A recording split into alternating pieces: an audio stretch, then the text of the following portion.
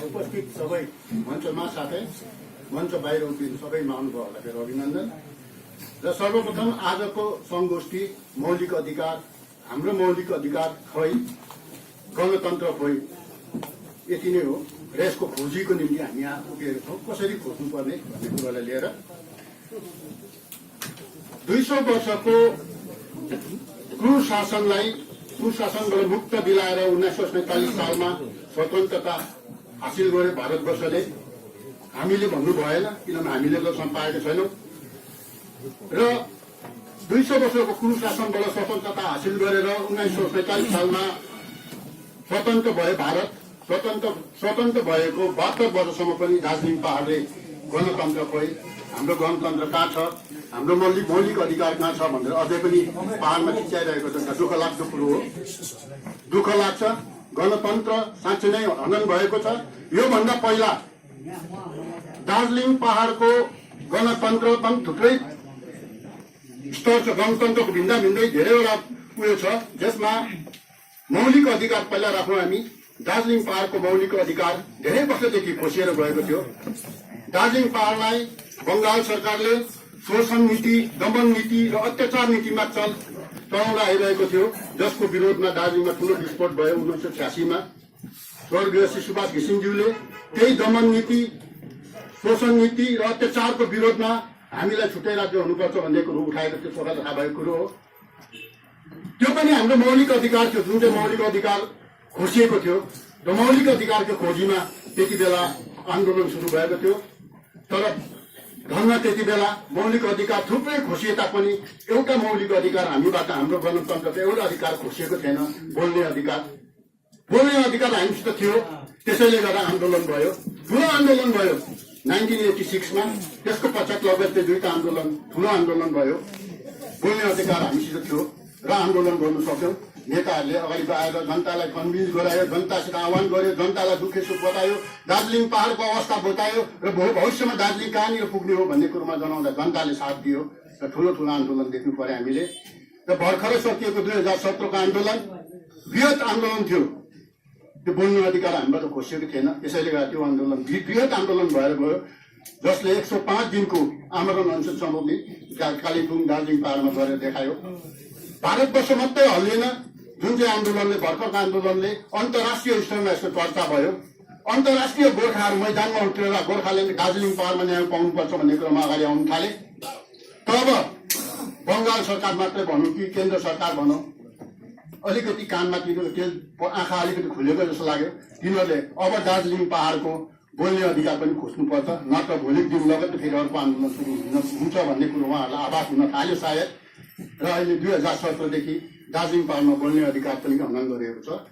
बोल्ने अधिकार छैन, कुनै राजनैतिक दलले बोल्नु पाएको छैन, कुनै राजनीतिक दलले आफ्नो विचार जनता अगाडि राख्नु सकेको छैन, सरकारको कतिवटा सरकारको मूलहरू देखाउनु सकेको छैन, सरकारले गरेको अत्याचारहरू, सरकारले दिनुपर्ने सहुलियत नदिएको कुरोहरू सरकार अगाडि हामीले राख्नु सकेको छैनौँ जनताले। र यहाँ धेरैवटा पार्टीले भने हामीले धेरैवटा मिटिङको लागि पर्मिसन माग्यौँ, दिएन, हामीलाई बोल्ने अधिकार दिएन, मिटिङ गर्ने पर्मिसन दिएन भनेर। त्यस कुरोलाई हामीले पनि मागेको हौँ, हामीले पनि गरेका हौँ। धेरैपल्ट हामीले दार्जिलिङ कालिम्पोङमा गएर हामीले पब्लिक मिटिङ राख्छौँ भनेर पर्मिसन मागेको थियौँ, हामीलाई पनि दिएनौँ, दिएन तिनीहरूले। र किन नदिएको भन्ने प्रश्न त सबैले गर्छ, हामीले पनि गर्यौँ। कारण के छ त हामीले पर्मिसन नपाउनु पर्ने भन्दाखेरि उहाँहरूको जवाब केही पनि थिएन। पर्मिसन छैन अहिले दार्जिलिङ पहाडमा बोल्ने भन्ने त्यति मात्रै भने, हामीलाई बोल्ने अधिकार दिएन। र भर्खरै हाम्रो स्थापना दिवस हामीले पनि मनायो, पार्टी अफिसमा मनायो, सानो गरेर मनायो, त्यस्तो अवस्था राखेको छ। र गणतन्त्रमा जबसम्म राजनैतिक पार्टीहरूले बोल्ने अधिकार पाउँदैन, त्यहाँनिर जुन जग्गामा गणतन्त्र हुँदैन, मौलिक अधिकार पाउँदैन, जुन जग्गामा त्यहाँनिर विस्फोट कहिले त्यहाँ विस्फोट हुन्छ। त्यसको इतिहास छ। भारतवर्षमा ब्रिटिसले राज गरे 200 वर्षसम्म, ठुलो आन्दोलनले धेरै वर्षसम्म आन्दोलन भयो त्यहाँनिर मौलिक अधिकार र गणतन्त्रकै अभावले गर्दाखेरि। यदि ब्रिटिसहरूले मौलिक अधिकार र गणतन्त्र दिएको सायद आजको भारत निर्माण हुने थिएन होला।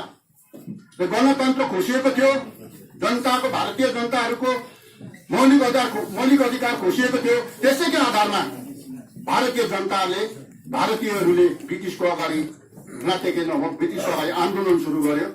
र आजको दिनमा कतिवटा कुरो राम्रो पक्ष दुईटै पक्षबाट हामीले हेर्नुपर्छ। हाम्रो गणतन्त्र खोसिएको छ, हामीलाई बोल्नु दिएको छैन। अब हामीले के गर्नुपर्छ भन्ने आजको सिपिआरएमको उद्देश्य, सङ्गोष्ठीको उद्देश्य, हामीले हाम्रो गणतन्त्र खोसिएको छ पाहाडमा, अब गणतन्त्रको लागि हामीले के गर्नुपर्छ भन्ने उद्देश्य आज त्यस विषयमा पछि आउला। र अब दुईटै पक्ष गणतन्त्र खोसिएको दुईटा पक्षलाई हामीले दुईपट्टिबाट हेर्नुपर्छ। एक पक्षबाट गणतन्त्र खोसिएको कुरोलाई दुःख लाग्दो कुरो हो, हामीलाई बोल्नु दिँदैन, हामी अझै डिप्राइभ भएर मुनिलो तहमा पुगिसक्यौँ। हाम्रो आर्थिक, सामाजिक, राजनैतिक सम्पूर्ण कुरो गणतन्त्र नपाउँदा, मौलिक अधिकार नपाउँदाखेरि हामी खोसिएर गएको जस्तो भयो। अहिले हाम्रो पहाडको व्यापार वाणिज्यदेखि लिएर आर्थिक अवस्था नै मधेसित सम्बन्धित हुनु परेको छ, मधेसको भरमा पस्नु परेको छ। सरकारले दिने सुविधाहरू, मौलिक अधिकारहरू, गणतन्त्र संविधानले दिएको सुविधाहरू दार्जिलिङ पहाड वञ्चित हुँदाखेरि दार्जिलिङ पहाडले अहिले दार्जिलिङ पहाडको भाइ बहिनीहरू विदेश बाहिर गएर काम गर्न नोकरी गर्नु परिरहेको छ र भाइ बहिनीहरू सबै बाहिर छ। यहाँको व्यापार वाणिज्य छैन, मधेसका आएर व्यापार गरिरहेको छ, उब्जनी छैन, एग्रिकल्चर सब बन्द भएर बसेको छ, टी स्टेट सब बन्द भएर बस्छ। यस्तो पाराले दार्जिलिङ पहाडलाई डिप्राइभ गरेर अगाडि बढ्ने नसक्ने अवस्थामा सरकारले बिस्तारै बनाउँदै लगेको अनुभव आज हुन गएको जस्तो हामी लाग्यो। सबै पार्टीको दलहरूलाई, राजनैतिक अराजनैतिक सबै दलहरूलाई यो आवाज हुन गएको जस्तो मलाई लाग्यो। र आजको यो मञ्च अरूले के कस्तो सोच्यो, तर मैले त एकदमै महत्त्वपूर्ण सोचेको छु। र आजको यो मञ्चले अहिले भर्खरै दाजुले बोल्नु भएको कुरालाई म पनि समर्थन गर्छु। भोलिको दिनमा आजको यस निष्कर्षमा आज नै प्रस्ताव नदिए तापनि एउटा यस्तो कमिटी बनियोस्, त्यो कमिटीद्वारा आजको यो सङ्गोष्ठीको विचारलाई अगाडि कसरी बढाउनु पर्ने र कसरी यो गणतन्त्र खोज्ने बाटोतिर हामी लाग्नुपर्ने भन्ने कुरोमा हामी ध्यान दिनुपर्छ भन्ने कुरोलाई म पनि प्रस्ताव राख्छु।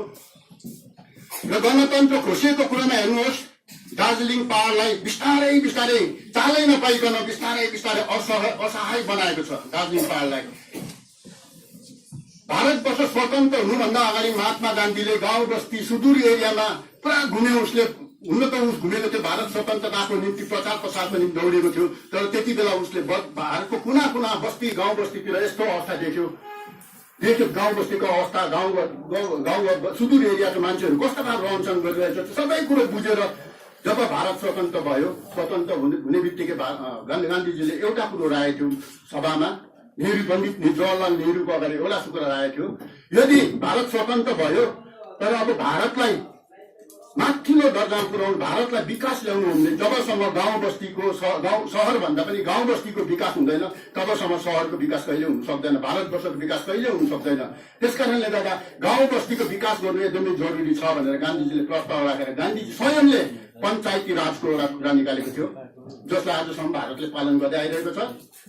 र कहिलेकाहीँ यो सबै कुराहरूलाई देख्दा मैले त धेरैवटा मिटिङमा, हाम्रो पार्टीको कङ्ग्रेसको मिटिङमा धेरैवटा जग्गामा मिटिङ भयो, दार्जिलिङ पहाडदेखि बाहिर मधेसतिर मैले सिधै यो कुराहरू राख्ने गर्थेँ कि दार्जिलिङ पहाड भारत विश्व छ, भारतवर्षभित्र पर्छ भनेर मैले क्वेसन पनि राखेको थिएँ। किनभनेदेखि हेर्नुहोस् न, पञ्चायत राज भारतवर्षभरिमा दार्जिलिङ मात्रै होला यस्तो एरिया जहाँनिर पञ्चायत चुनाव हुँदैन, पञ्चायत राज छैन।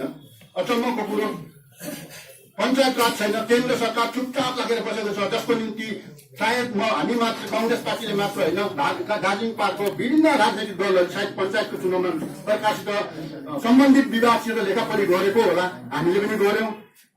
सरकार कानमा तेल हालेर बसिरहेको छ, पञ्चायती राज छैन। डिजिएससीमा त डिजिएससीको कतिवटा कारणले गर्दा पञ्चायत चुनाव ठिक टायर्स हुनु सक्दैन भन्ने कुरो अगाडि आएको थियो र हामीले टु टायर्समा पनि गर्नुपर्छ नि त, गाउँ बस्तीको विकास हुनुपर्छ भन्ने कुरो हामीले राख्दा सरकारले त्यतापट्टि पनि ध्यान दिएन। र बादमा जिटिए भयो, जिटिएमा त 3 टायर्स पञ्चायतको लेखेको छ त, 3 टायर्स पञ्चायत भनेर अघि हाम्रो भाइ अजय भाइले पनि भन्यो, सरकारले त दुनियाँभरको कुरो लेखापढीमा थियो तर हामीले पाउनु चाहिँ केही पाएका छैनौँ, त्यो पक्का हो, हामीले पाएनौँ। 3 टायर्स पञ्चायत भनेर जिटिएमा लेखिरहेछ तर हाम्रो 3 टायर्स पञ्चायत अहिलेसम्म भएको छैन।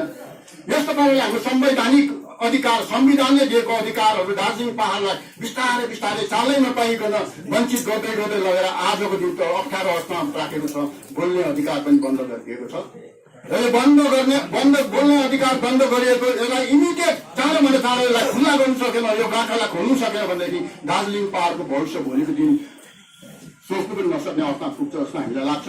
र आजको सभालाई हाम्रो कङ्ग्रेसको तर्फबाट एउटै बिन्ती गर्छौँ, एउटा स्ट्रङ कमिटी गठन होस्, जुन चाहिँ कमिटी मार्फत यस विषयलाई लिएर आजको संगोष्ठीको उद्देश्यलाई लिएर अगाडि बढेर चाँडोभन्दा चाँडो यो गणतन्त्र र मौलिक अधिकारको गाँठोलाई खोल्ने प्रयास गरियोस् भन्ने, जसमा कङ्ग्रेसले पूर्ण रूपले सहयोग गर्नेछ, इन्डियन नेसनल कङ्ग्रेसले पूर्ण रूपमा सहयोग गर्नेछ भन्ने हाम्रो कङ्ग्रेसको तर्फबाट प्रस्ताव राख्दै म यहाँबाट छोटो वक्तव्य यही समाप्त गर्छु। धन्यवाद।